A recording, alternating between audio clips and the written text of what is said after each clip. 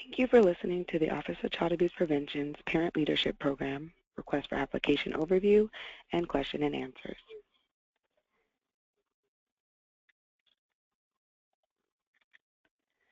The Office of Child Abuse Prevention is a bureau within the California Department of Social Services, CDSS. The CDSS is the administrative structure that monitors the California child welfare system and is focused on ensuring child safety, permanence, and well-being for children engaged or served by the child welfare system. The OCAP ensures that successful prevention strategies support and are integrated as part of the CDSS initiatives and activities. The prevention of child abuse and neglect is most effective when families can ensure their child's safety and well-being, and thus do not engage or require child welfare involvement. The OCAP believes that when families are resilient, parents are more likely to withstand times of stress in ways that do not compromise a child's safety or well-being. Therefore, the OCAP seeks to build resilient families and communities as an essential prevention strategy. The OCAP is responsible for both statewide prevention endeavors and monitoring local prevention activities as part of federal requirements. As you can see, the objectives are to promote an agenda to prevent child abuse and neglect both statewide and as part of the California Department of Social Services work, and to maintain responsibility to effectively utilize multiple state and federal prevention-focused funding streams, ensuring compliance with all governing legislation. The purpose of the 2015 through 2020 strategic plan is to articulate the OCAP's vision and plan for preventing child abuse and neglect in California. The plan describes the core values that guide all the work that the OCAP does and the specific goals, objectives, and activities that will be implemented to achieve overarching goals. As a wide variety of sources were consulted during the strategic planning process, and both quantitative and qualitative methods were used to analyze the findings. The OCAP strategic plan can be found at the link on your screen.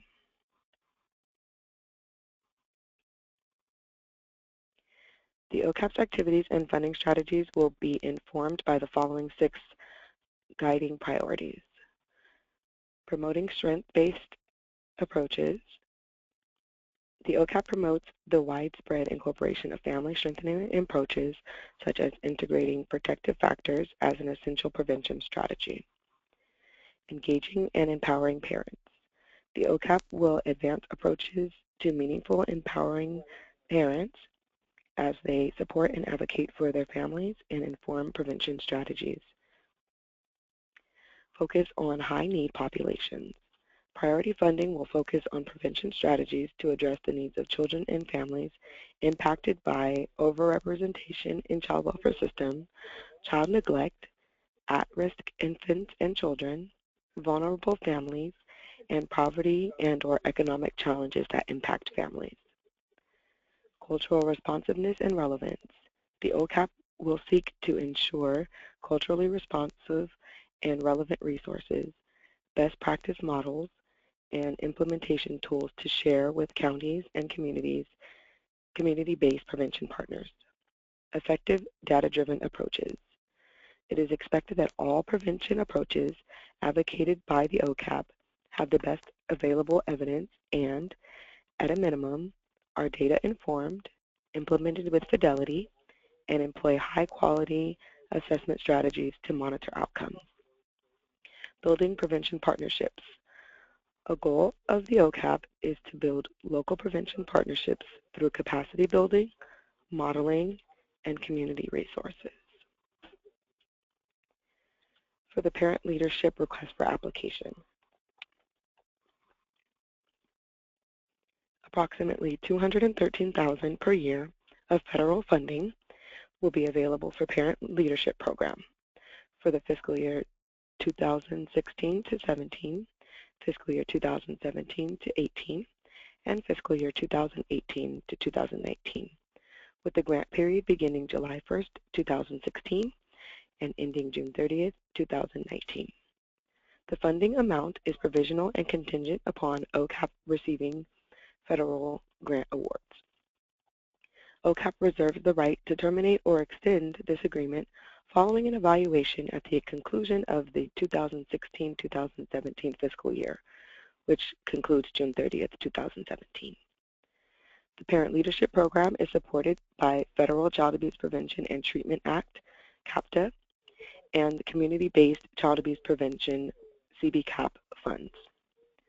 Applications will be accepted on behalf of individual organizations or collaborative organizations, 2 or more.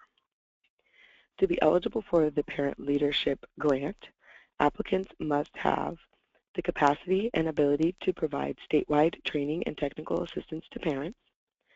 Applicants must be able to demonstrate a strong association with existing local community-level grassroots organizations. Applicants must have the demonstrated ability to successfully partner with state and county local government agencies. Applicants must understand that funding will only be allowed for parent leadership activities or services which seek to engage parents and elevate parental involvement in mitigating the major risk factors of child abuse and neglect, including poverty and substance abuse. No funding will be provided for existing services currently funded through another source.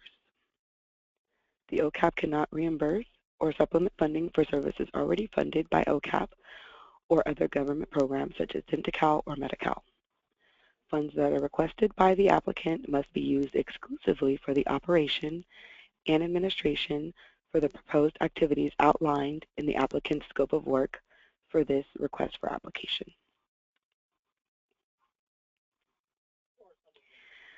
OCAP is committed to preventing child abuse and neglect and its lasting effects by promoting parent leadership and strengthening families and the communities that surround them.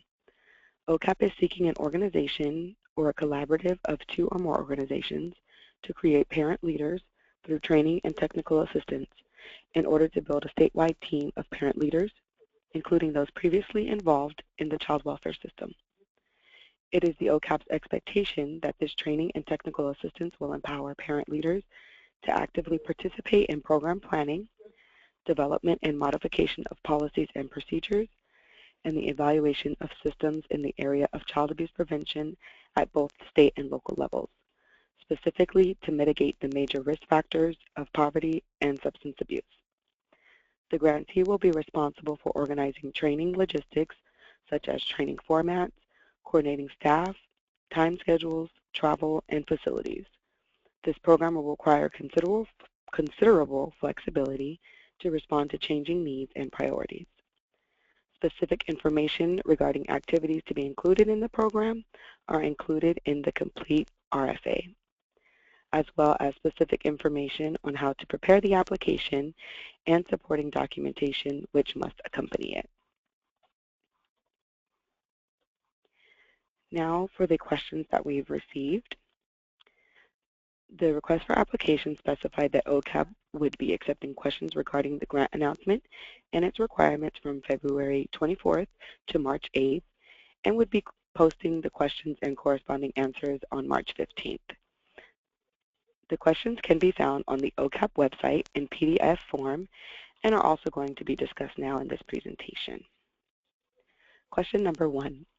Once you complete all sections of the RFA attachments and required documentation, and it's too big to email as one email, what is the applicant supposed to do? If the application file is too large to email, the applicant can send the completed package in multiple email submissions that are clearly labeled with the applicant's name, the name of the project applying for, and the submission number. So an example would be 1 of 4. So you would put the name of the applicant that you're applying for the Parent Leadership Grant and the submission number that you are sending. Question number 2. This link does not work. Complete the certification of debarment and suspension, document E, with your application, which also certifies that the applicant is not listed on the excluded parties list. https www.epls.gov. The OCAP has verified that the link for the excluded parties listing system is correct. If you received a security message, click on Continue to this website. The site can also be accessed at the link that is shown on your screen. Question number 3. Document B, Budget Forms, second page. For the sections Program Expenses, Subcontractors, Operating Expenses, and Indirect, it does not total in the last column and treats these line items as the personnel section, like full base salary, percentage, etc., and will not add up the last column. The OCAP would like to apologize for any difficulties with the forms, and we are currently working with our CDSS form management to repair form issues. For the program expenses and subcontractor and operation expenses, inputting 1.0 in the percentage of time column will allow the totals to calculate correctly. The indirect cost is automatically calculated as 10% of the total. This should repair any issues that may be existing with the forms. Question number 4. Do you want 3 separate Document B budgets completed for each year of the 3-year grant cycle or combined? Applicants should provide a high-level overview of the total anticipated budget for the entire term of the grant. Once the grant is awarded, OCAP will work closely with the awarded grantee to determine the budget details per fiscal year. Question number 5. When writing in the budget narrative section of page 1 of Document B, the text does not expand beyond the line to write a complete explanation on the role and responsibilities of each staff person and the other line items. What should we do? Applicants can attach a separate page or pages as a Word or Excel document to include additional text for the budget narrative. Again, OCAP is working with CDSS Forms Management to repair the issue. Question number 6. Can we submit support letters, and if so, in which section? Letters of support can be submitted but are not required and will not be included in the scoring. Letters of support can be submitted in the application appendix. Question number 7. What is read notification? How long until you receive this? How do you verify complete application submission? A read notification is a tracking mechanism confirming the recipient viewed the message. Applicants who send their application email with the read notification or read receipt option selected will automatically be notified by their email carrier when the email has been viewed by the OCAP. The OCAP does not provide notification when the application is received or if the application is incomplete. If the application is incomplete, it will not be accepted. Therefore, it is the responsibility of the applicant to ensure that a complete application is submitted and also that a read notification is selected on the email if that option is desired. Question number 8. What is the attachment size limit for your email inbox? If my application attachment size is over your limit, what should I do? Do I need to split the submission into several emails and make the subject like organization name or name of project or RFA submission 1 of 6? The attachment limitation is 20 MB. If the application file is too large to send in one email, the applicant can send the completed package in multiple email submissions that are clearly labeled with the applicant name, the name of the project applying for, which would be Parent Leadership, and the submission number, for example, 104. Question number 9. My question is whether there will be just one award or might there be multiple awards? The OCAP reserves the right to award grant funds to applicants based on the quality of applications and the availability of federal funds. Applicants that wish to apply as a collaborative, meaning 2 or more organizations, are able to do so by submitting a joint application clearly conveying how they will work in a collaborative capacity to accomplish the goals per the purpose of the grant opportunity outlined in the RFA. The joint application must adhere to the page limitations outlined in the RFA. Question number 10. Please provide actual scoring sheet with questions and rating system to be used by viewers. The OCAP would like to apologize for the error in the table of contents. The rating form was not included in the RFA. Eligible applications received by the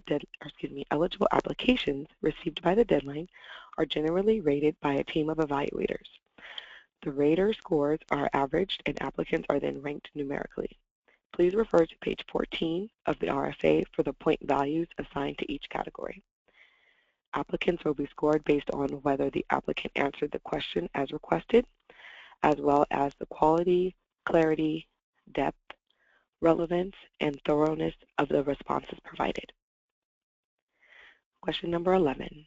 In the RFA Section D, budget narrative is very extensive and could not be addressed on one line, space provided in document B. Where should we be addressing these questions?